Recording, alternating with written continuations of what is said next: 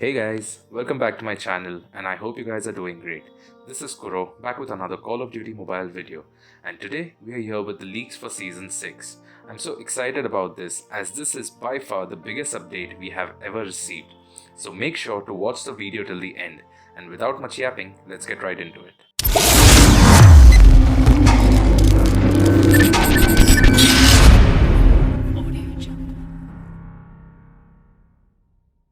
Starting with the settings, we have a new audio control function. Not sure what it does exactly, but I guess you can enable or disable a particular player's voice. We'll just keep it aside for now. Next, we finally have an option to save multiple HUDs. We have been asking them to add this for as long as I can remember. So finally, we have this in-game. Moving on to basic functions, we have 4 new options. Perspective teammate, split throw button, which was very much needed. One thing which I hate doing is toggling between lethal and tacticals. By enabling this option, you can split the two. It'll definitely save us that one extra click. Then we have slide hint, which I'm not too sure about, but we will test it out later. And at last, one tap weapon switch button. With just one button, you can switch between primary and secondary. You will not have to tap on the gun to switch. You can just hit the button. Not much of a difference, but it's easy to access. We can now customize the effects of legendary and mythics in-game. This is really helpful for people with lower end devices. The additional effects cause them lag and frame drops, but by disabling these, the game will be a lot smoother for them. Next, they changed the max FOV from 60 to 90, which is good for close quarter matches but will be relatively harder at long distances. The most interesting one is this. You can now customize your mini-map. By enabling the mini-map rotation, your icon's perspective will be stable, but the map itself will rotate according to your direction. In VR, we have this setting, correct camera from jump window. VR players have surely been frustrated about the bug where you jump out of the window and the camera angle goes haywire. So apparently, they added this function previously without our knowledge. So we thought it's a bug, whereas it's just another function. Take a look at this. When enabled, the camera will automatically correct to avoid it from hitting the wall. Aiming accuracy might be affected. Sounds familiar, right? We can now change the parachute style. Slide the right screen to look around while parachuting, and slide the right screen to change your direction while parachuting. They also changed the FOV for BR, which was pretty obvious, but for third person it's only up to 80. Pretty insignificant, and it won't affect us much. We have a new function, show sound location and show sound direction. I personally favor the sound location as it gives you an accurate location of the enemy. This is going to make BR so much interesting. You can also enable this function where you will be able to see the enemy's footsteps. Pretty useful for players who play without sound.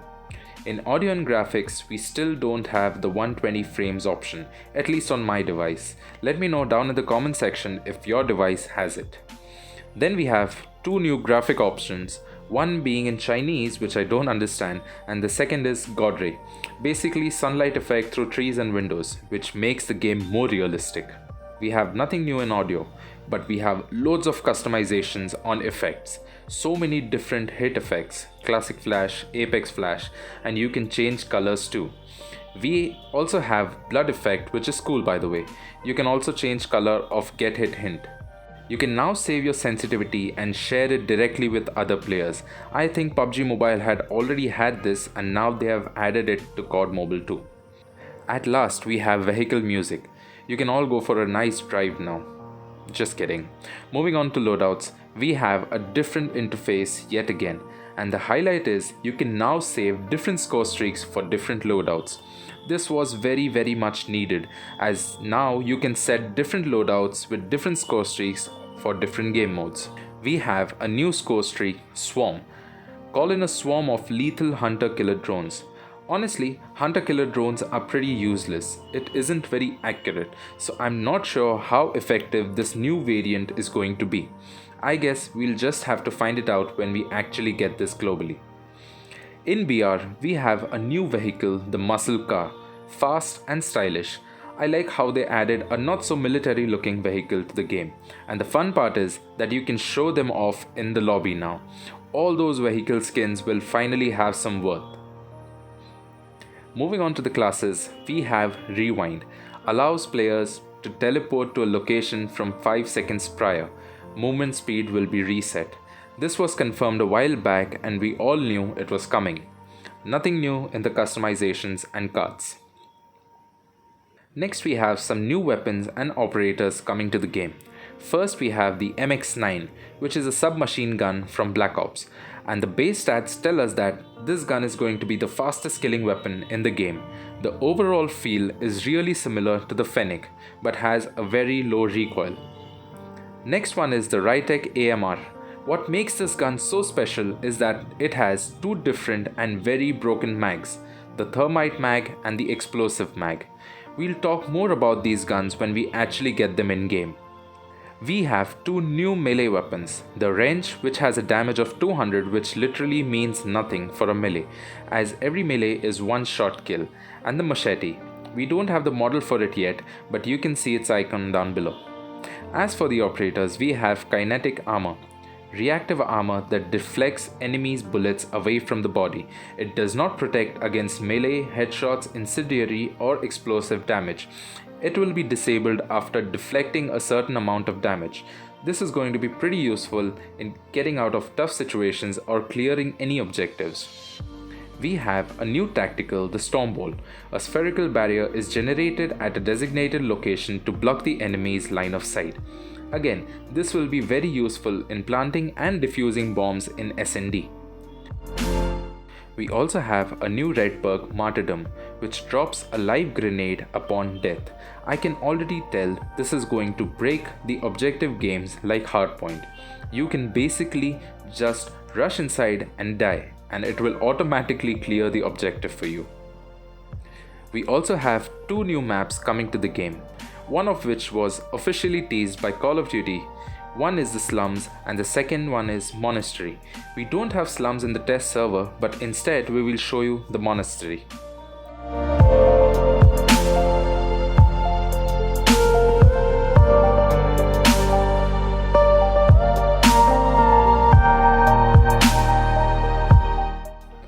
Moving on, we have new game mode, the Eco or Search and Destroy Heist. It's similar to CSGO, where you need to buy weapons before the match. You will have to start with basic 500 credits, for which you can buy any pistol.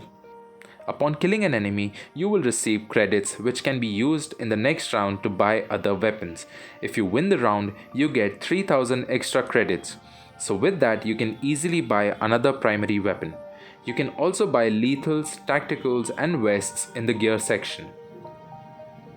One thing you have to note is that you cannot equip two weapons at the same time. I'm not sure if it's bugged, but we'll have to see how it is in the actual game. We finally have zombies coming to the game. Before we dive deep into it, let's see what COD Mobile has officially teased over these few weeks. First we have this video. Here we can clearly see some abnormalities forming in Sakura in the BR. Then we have this image posted yesterday. There's a lot going on here. We can't rely on traditional weapons, which means we may possibly get some other weapon customizations in-game, especially for the zombies mode. It's not confirmed, but it's a possibility. In the background, we have a blueprint of a sentry gun and two sticky notes on the top of it, which say these are not the same as before. We need to survive for multiple days. Which means that they might modify the sentry guns to be stronger as we need to survive for multiple days. Finally, at the bottom it says Day 0, Night 0 or Omega as you like to call it. They are coming. All these are hinting towards the Call of Duty 7 Nights zombie mode. We don't have the actual footage of the game mode, but we are surely getting this. Apart from that, we also have a new completionist camo named the Aether Crystal, a weapon made from Aether Crystals exclusively for those who have survived every battle. So I guess this will be coming for the new zombie mode.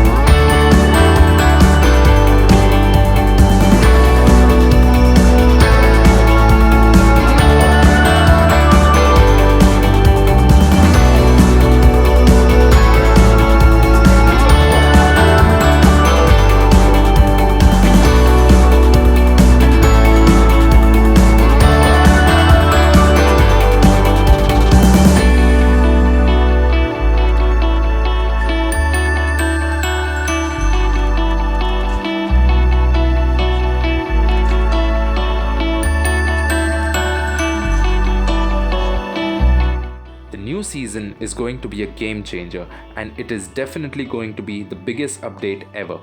We will keep you guys posted. Hope you guys enjoyed the video as much as I did while making it, and if you did, hit that like button and subscribe to the channel. It really motivates us a lot to bring you guys better content. A lot of you have not subscribed to the channel yet, so please subscribe and spread the word. Until next time, adios amigos, sayonara and namaste, Guru out.